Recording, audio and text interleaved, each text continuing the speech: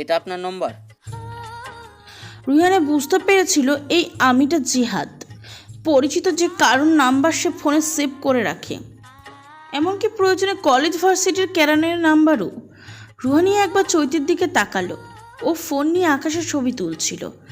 আরও কিছুটা দূরত্বে সরে গিয়ে রুহানি ফোন রিসিভ করে সালাম দিয়ে বলল, কেমন আছেন? জিহাদ সালামের উত্তর নিয়ে বলল, আলহামদুলিল্লাহ ভালো আছি, আপনি? আলহামদুলিল্লাহ।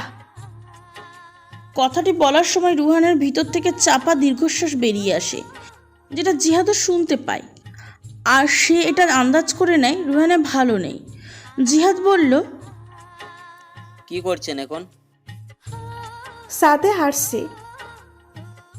এই সময় ছাদে কি করছেন? রুহানিয়া মৃদু হেসে বলল, ভয় পাওয়ার কিছু নেই, লাভ দেব না। এই সময়ে ছাদের হাওয়া ঠান্ডা থাকে বেশি, তাছাড়া সাথে চৈতিও আছে। ও আচ্ছা, দুই বোনে ছাদে? জি। কিছুক্ষণ নীরবতা। মনতা কাটিয়ে জিহাদ কৈফিয়ত দেওয়ার ভঙ্গিতে বলল, আসলে আরও আগে ফোন করতাম, কিন্তু আপনি কি না কি ভাববেন তাই সাহস পাইনি। তাই দেরি করে দেওয়াতে কি কিছু ভাবতে পারি না? জিহাদের কিছুটা ভয় লাগলো। সে বিষণ্ণতায় ডুবে গিয়ে বলল, আপনি কি রাগ করছেন? কথা বলতে না চাইলে আমি আর আপনাকে বিরক্ত করব না। কে বলল আমি বিরক্ত হয়েছি? তাহলে এই কথা বললেন যে?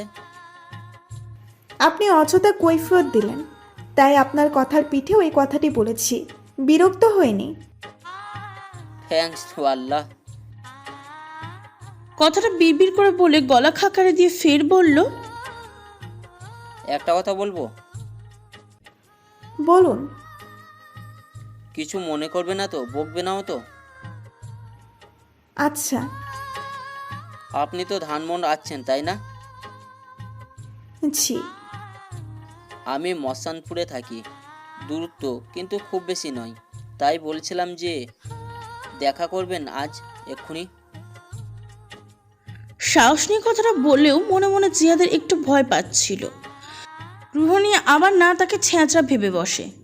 আদতেও সত্যিকারের অর্থ সে রুহানিয়ার জন্য দেখা করতে চেয়েছিল। বাইরে বের হলে ঘুরলে অল্প সময়ের জন্য রুহানিয়ার মন ভালো হবে, তাই দেখা করার প্রস্তাব জানিয়েছে জিহাদ। রুহানিয়া কয়েক সেকেন্ড চুপ করে থেকে বলল, কিন্তু এখন কিভাবে সম্ভব? আপনি চাইলেই সম্ভব। সন্ধে মাত্র। ঢাকা শহরে অনেক রাত অবধি জেগে থাকে। আপনি চৌত্রীকে সাথে নিয়ে বের হন। বাড়িতে থাকতে রুহানিয়া ভালো লাগছিল না। বাইরে যেতে পারলে তার ভালো লাগবে বলে ধারণা। তবে সে অবশ্য আজ নয়, কাল সকালে চৈতিকে নিয়ে কোথাও ঘুরতে যেতে চেয়েছিল। এদিকে জিহাদ যখন এত করে বলছিল, তখন সে মুখের ওপর নাও করে দিতে পারছে না। সে চৈতির দিকে একবার তাকিয়ে বলল, কিন্তু চৈতিকে কি বলবো? বলেন বাসায় ভালো লাগছে না, বাইরে কফি খাবেন। ওই যে রেস্টুরেন্টে নিয়ে যাবেন, ওই রেস্টুরেন্টের ঠিকানা নিয়ে আমায় মেসেজ করুন। ঠিক আছে, এখন রাখছি। চৈতিকে বলা মাত্রই রাজি হয়ে যায়, কারণ সেও খুব ভালো করে জানে রুহানিয়ার মাইন্ড রিফ্রেশ করার প্রয়োজন। রুমে গিয়ে দুজনে তৈরি হয়ে বেরিয়ে পড়ে। বাড়ি থেকে রেস্টুরেন্ট খুব একটা দূরেও নয়, তাই বাবা মা নিষেধ করেনি। রিকশায় উঠে রেস্টুরেন্টের নাম জিজ্ঞাসা করে জিহাদকে মেসেজ করে দিয়েছে রুহানিয়া। ওরা রেস্টুরেন্টের কাছে পৌঁছিয়ে দূরে জিহাদকে দেখতে পায়। চৈতি তখনও তাকে দেখেনি। রুহানি মেসেজ করে, এত জলদি চলে এলেন? জিহাদের রিপ্লাই আসে, আপনাদের সাজাগুজা করা লাগে, কিন্তু আমাদের সাজাগুজা এত করা লাগে না। চৈতি রুহানিয়াকে মৃদু ধাক্কা দিতেই ফোনের স্ক্রিন থেকে চোখ সরায় রুহানিয়া। দুজনে চলে যায় রেস্টুরেন্টের ভিতরে। জিহাদের দিকে রাগী দৃষ্টিতে তাকিয়ে আছে কাব্য। তার চোখে অজস্র ঘুম। ইচ্ছা করছে জিহাদকে কাঁচা গিলে খেতে, কিন্তু এটা সম্ভব নয়। হাজার হোক বন্ধু মানুষ। সে নিবু নিবু দৃষ্টিতে জিহাদের দিকে তাকিয়ে পড়ল, এভাবে ঘুম থেকে টেনে টুনে তুলে এনে রাস্তায় দাঁড় করিয়ে রেখেছিস কেন? আরে বেটা, তুই তো এখানে ঘুমে ডলে পড়ে যাচ্ছিস। তাও তো তোর একটু দয়ামায়া হলো না। তিশান তখন বাসায় থাকলে আনতাম না বন্ধু, সত্যি।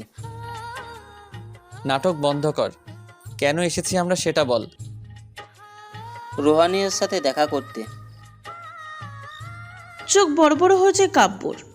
বিস্ময়ভূত হয়ে জিজ্ঞাসা করে, কার সাথে? রোহানিয়ার সাথে। তোকে পরে সব খুলে বলবো। এখন চোখে মুখে একটু পানি দিয়ে আয়, স্বাভাবিক হো। আমার স্বাভাবিক হওয়া লাগবে কেন? ও কি আমাকে দেখতে এসেছে? শালা, তলে তলে এত দূর। না জেনে উল্টোপাল্টা কথা বলিস না শালা, এখন চল।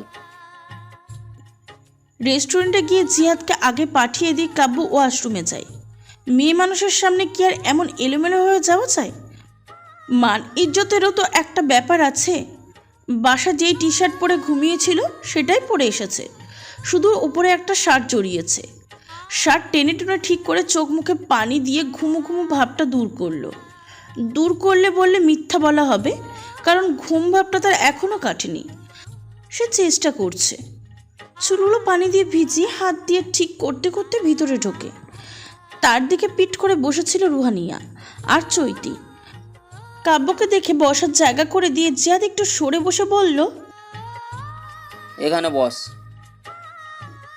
চৈতি ঘাড় ঘুরিয়ে পিছনে তাকানোর আগেই কাব্য এসে তার সামনে বসেছে। দুজনে এখন মুখোমুখি। তারা দুজনেই অপ্রস্তুত হয়ে পড়ে। ভাবতেই পারেনি যে আবার দেখা হবে, কিন্তু দেখা হয়েছে। জিয়াদ ভিতরে এসে বলেছিল তার সাথে আরও একজন বন্ধু এসেছে, কিন্তু সে যে কাব্য হবে খুনক করেই ভাবতে পারেনি চৈতি। কাব্য অস্পষ্টভাবে বলল, চৈত্র। চৈতি কিছু বলতে গিয়েও গিলে ফেলল। দৃষ্টি ফিরে নিয়ে রুহানের দিকে তাকালো। এমন প্রত্যাখ্যানে সচকিত হলো কাব্য। সেও নিজের অপ্রস্তুত ভাব সামলে নিয়ে রুহানিকে জিজ্ঞাসা করলো, ভালো আছেন আপু? রুহানে মৃদু হেসে বলল, আলহামদুলিল্লাহ ভালো, আপনি? কাব্য চৈতির দিকে একবার তাকিয়ে হেসে বলল, আলহামদুলিল্লাহ, অনেক ভালো আছি এখন। এরপর সে হুট করে চৈতিকে বলল, এই পিচ্চি বাচ্চা, এখানে বড়রা কথা বলছে, তুমি কি করছো? চৈতি হা হয়ে যায়। তার কি তাহলে চলে যাওয়া উচিত? রুহানিয়া কিংবা জিহাদ কিছু বলার পূর্বে কাব্য বলল, তুমি আমার সাথে অন্য টেবিলে চলো, ওদেরকে কথা বলতে দাও। ভয় নেই, আমি তোমার সাথে অযথা কথা বলবো না, জাস্ট সঙ্গ দেব, যাতে বোরিং না হও। রুহানিয়া বলল, আরে না না, তোমরাও থাকো। কাব্য বলল, সমস্যা নেই আপু। এবার আবার চৈতির দিকে তাকিয়ে বলল, এখনো বসে আছো কেন? ওঠো। চৈতি ভাবলো আসলে হয়তো দুজনের ব্যক্তিগত কোনো কথা থাকতে পারে। রুহানিয়ার তরফ থেকে ব্যক্তিগত না হলেও জিহাদের তরফ থেকে হতেই পারে। আর ঠিক এই জন্য হয়তো বন্ধুর সাহায্য এগিয়ে এসে কাব্য এত পায়তারা করছে চৈতিকে সরানোর জন্য। সে তাই বিনা বাক্যে উঠে অন্য জায়গায় বসলো। পিছু পিছু কাব্যও গেল। রুহানিয়া তখন জিহাদকে বলল, ওদের যাওয়ার কিন্তু প্রয়োজন ছিল না। আপনি কি রাগ করেছেন? না, রাগ করিনি, কিন্তু কাব্য ভাইয়ার মনে হয় অন্য কিছু ভেবেছে আমাদের নিয়ে। সমস্যা নেই, সত্যিটা তো আমরা জানি। আমি আগে ওকে দেখা করার ব্যাপারটা আগে কিছু বলিনি তো, তাই হয়তো ভাবছে। আমি বলে দেবো আমাদের মধ্যে কিছু নেই। কাব্য চৈতির মুখোমুখি বসতে যাবে, চৈতি তখন হুঙ্কার দিয়ে বলে, খবরদার, আপনি এখানে বসবেন না, অন্য কোথাও বসুন, অনেক জায়গা খালি পড়ে আছে। কাব্য কিছু না বলে আগে বসলো। টেবিলের উপর হাত রেখে বলল, কেন বসবো না? এই জায়গাটুকু তোমার বাবার না, আমার শ্বশুরেরও না, সুতরাং তোমার পারমিশন আমি চাইনি। চৈতির কথার মিনিং বুঝে ওঠার আগেই কাব্য বলল, শোনো, অযথা ঝগড়া করবে না, মুড এখন ফ্রেশ আছে, ঝগড়া করতে মন চাচ্ছে না। এনিওয়ে, কফি খাবে? না, কেন খাবে না? ইচ্ছে করে না তাই খাবো না। আইসক্রিম খাবে? না, তাহলে চা? কিছু খাবো না। কেন কিচ্ছু খাবে না? চা খাও, চা খেলে ভাল লাগবে। তুমি, আমি এবং চা, দারুণ কম্বিনেশন হবে চৈত্র। রেস্টুরেন্ট থেকে ফেরার পথে চৈতি ভীষণ ক্ষেপেছিল। রুহানিয়া কোনোভাবেই ওর রোগ ভাঙাতে পারেনি। হঠাৎ করে কাব্য যেন তার দু চোখের বিষ হয়ে উঠেছে। বিষের এই প্রতিজ্ঞার সময়ে সঙ্গে সঙ্গে বাড়তেও থাকে। চৈতি যত চেষ্টা করছিল কাব্যকে তার থেকে দূরে সরানোর, ততই কাব্য যেন এগিয়ে আসছিল কাছে। জিহাদের মাধ্যমে সে চৈতির ফোন নাম্বারও জোগাড় করে ফেলেছে। যখন তখন কল মেসেজ করতেই থাকে। চৈতি মাঝে মাঝে এইটাই ভেবে পাই না, একটা মানুষ এতটা আজারা হয় কিভাবে, অথচ মানুষটা কিন্তু চাকরিও করে। আসল কথা হলো পছন্দের মানুষটাকে কি করে ট্রিট করতে হয়, কিভাবে সময় দিতে হয়, সেটা ব্যস্ততা কিংবা কাজের উপর নয়, বরঞ্চ নিজের ইচ্ছে শক্তির উপর নির্ভর করে।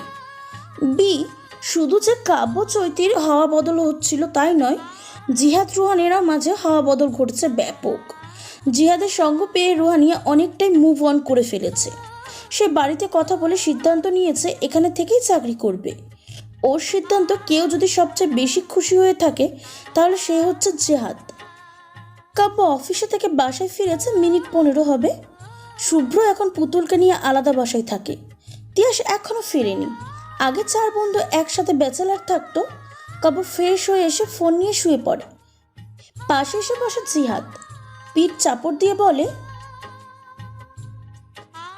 কি করিস? আমি কি করি তা দিয়ে তোর কাজ কি? অফিস থেকে এসেছিস, আগে গিয়ে ফ্রেশ হয়ে নে। জিহাদ শার্টের বোতামগুলো খুলতে খুলতে বলে, নিশ্চয়ই চৌধুরীকে এখন বিরক্ত করবি।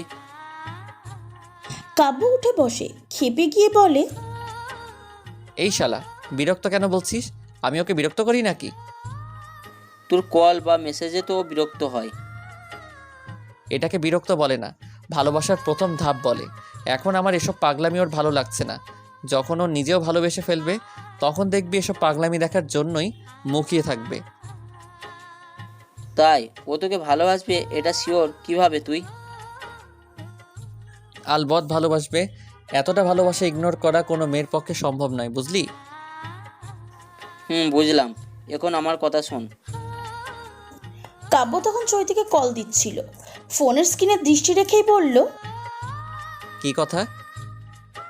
আমি তো নিজে ফেঁসে বসে আছি, কিন্তু আমাদের সম্পর্কটা তো আর তোদের মতো না, সামনেলোডের মতো। তাই চাইলেও তোর মতো পাগলামির মাধ্যমে বুঝে দিতে পারি না। মাথা নাড়িয়ে হেসে হেসে বলল, রুহানি আপুর প্রেমে পড়েছিস তাই না? হুঁ। জিহাদ মাথা চুলকিয়ে বলল, বুঝিস তো। কাব্য আর তখন চৈতিকে কল করলো না। ফোন বিছানার উপর রেখে বন্ধুর কাঁধে হাত রেখে বলল, তাহলে আর চিন্তা কিসের? শুভ কাজটা সেরে ফেল। তুই কাজ সেরে ফেলবো মানে? মানে বিয়ে করবি? আপত্তি আছে নাকি তোর? আমার কেন আপত্তি থাকবে? ভয় তো রোহানিকে নিয়ে। ও যদি না মানে আমায় ভুল বুঝবে। এভাবে তো আমি ভুল বোঝাবুঝির কিছু দেখছি না। কাউকে ভালোবাসা কি অন্যায় নাকি? আর শোন, তুই ডিরেক্ট বিয়ের প্রস্তাব দিবি। বিয়ের প্রস্তাব দিতে আমার কোনো আপত্তি নেই, কিন্তু ভয় হচ্ছে যদি রিজেক্ট করে দেয় আর কথা না বলে। তোদের মাঝে এখন সম্পর্কটা কি রকম? বন্ধুর মতো। তাহলে আর এত চাপ না নিয়ে বলে ফেল। সত্যি? হ্যাঁ, যত ভাববি তত বেশি কনফিউশনে পড়ে যাবি। মনের কথা জানিয়ে দেওয়াই ভালো। এরপর যদি সে রাজি হয় তাহলে তো আলহামদুলিল্লাহ, আর যদি রাজি না হয় তবুও হাল ছাড়বি না। কাব্যর শেষের কথা শুনে জিহাদ হাসল, হেসে বলল, ঠিক আছে। জিহাদ কৌশলে যাওয়ার পর কাব্য বারান্দে গিয়ে চৈতিকে কল করে। চৈতি তখন পড়ছিল। এই মাস থেকে তার কলেজের ক্লাস শুরু হয়েছে। পড়তে তার খুব একটা ভালো লাগে না, লাগলেও নতুন বই নিয়ে বসে থাকতে ভীষণ ভালো লাগে। ফোনের স্ক্রিনে কাব্যর নাম্বার দেখে মেজাজ চটে যায় চৈতির। এর আগেও সে 2টো নাম্বার ব্লক লিস্টে ফেলেছে, মনে হচ্ছে এটাও ফেলতে হবে। সে কতক্ষণ ফোনের দিকে স্থির দৃষ্টিতে তাকিয়ে থেকে রিসিভ করলো। ওপাশ থেকে কাব্য বলল,